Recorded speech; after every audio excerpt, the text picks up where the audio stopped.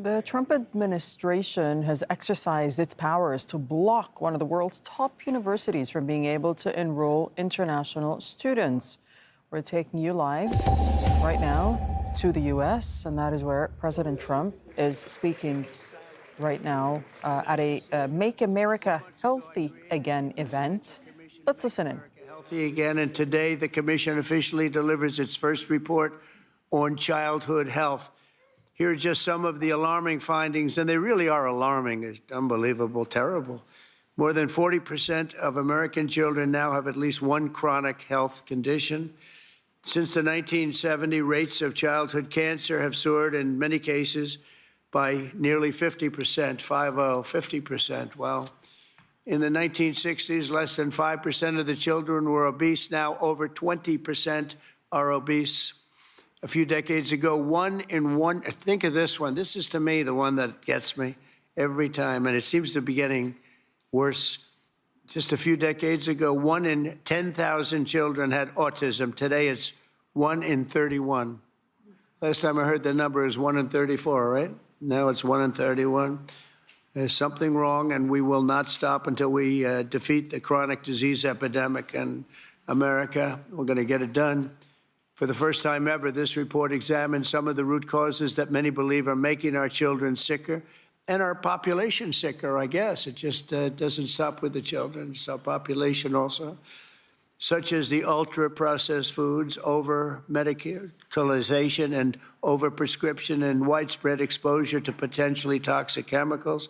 Unlike other administrations, we will not be silenced or intimidated by the corporate lobbyists or special interests. And I want this group to do what they have to do. We have to spell it out. In some cases, it won't be nice or it won't be pretty, but we have to do it. When you hear 10,000, it was 1 in 10,000, and now it's 1 in 31 for autism. I think that's just a terrible thing.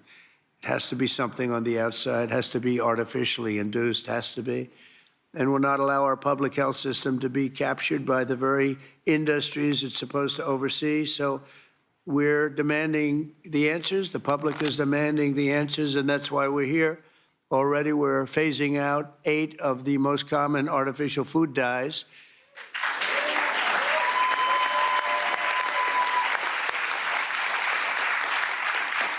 And we ended the most serious conflicts of interest at the FDA. We had a lot of conflicts over there. Earlier this week, we approved a SNAP waiver request from Nebraska so they can stop taxpayer dollars from being used to make our children obese. I understand requests from 3 more states will be approved shortly, and more are expected to come in the following weeks. Over the next 80 days, the Commission will build on its work in this report to develop a roadmap to bold and transformative public health reforms for our consideration. It's a consideration, and we'll lay out the facts. Let me say congratulations to the entire MAHA movement. This movement has become very hot. People are really, I tell you, they're going crazy over MAHA. They're going crazy, right?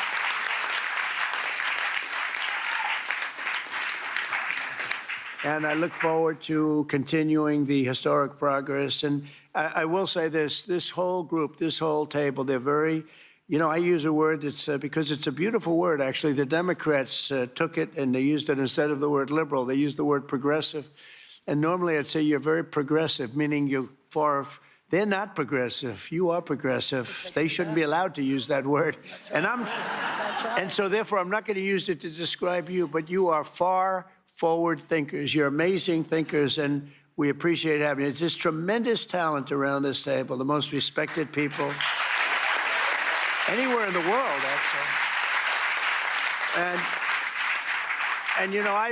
I've been a fan of Bobby for years. He came up to see me 13, 14, 15 years ago, I remember, and he left. And I made a couple of the statements that he made because I agreed with the same thing, and we both went through hell. Do you remember that? It was a massive, but you know what? We turned out to be right. It was sort of interesting. But I've been a friend of Bobby, and he's been a foe, too. He's tried to stop a couple of my jobs. In one case, he did stop a job, and I was really angry. And then about 4 months later, we went into like a depression.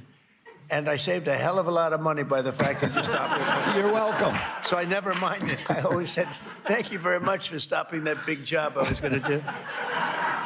But he's a fantastic guy, and Bobby, we're with you all the way, and your beautiful wife is right sitting in the front row, and she's always been right there with you. And, you know, it was very interesting. When Bobby came, I really wanted Bobby to join, and he was doing very well as a candidate, really well. He was being treated very unfairly by the other side, but he was doing so well that they treated you unfairly. They had no choice. I think they said, in order to qualify, Newt, you had to have 80% of the vote. Okay, do you remember that deal? You had to have 80% of the vote in order to qualify to run against Joe Biden. And Bobby thought that was a little unfair, and that was about it. And he came on board, and we got very lucky. But you really helped, and I want to thank you very much, really. We're with you all the way.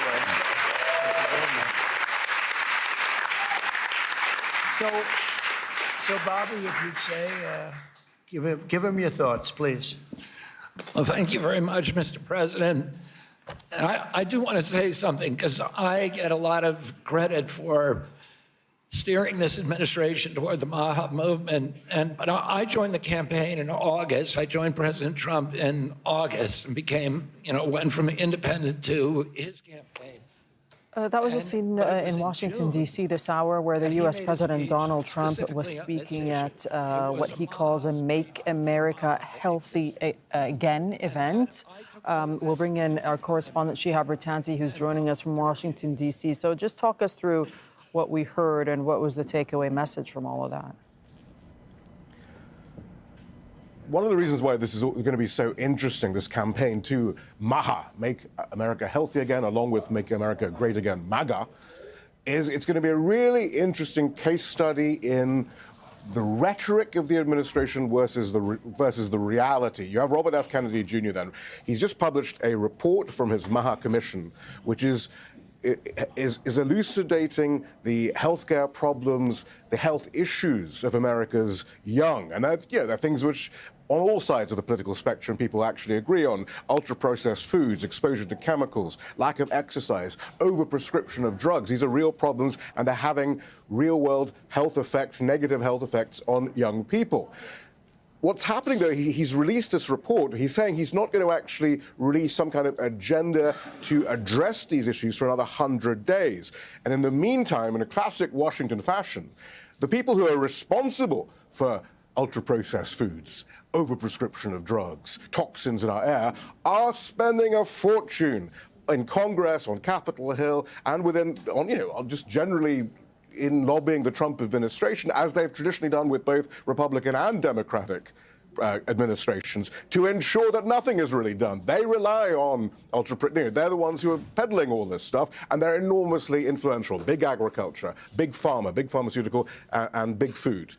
So this is going to be this tussle, and already we're seeing, though, despite RFK, Robert F. Kennedy Jr., they're saying, look, these are the problems. He's already stepping back. This report doesn't have the strident language that we're being told that might have been affected and that RFK has used in the past. Already we're seeing a lot of the changes that may be recommended may be voluntary and not prescribed.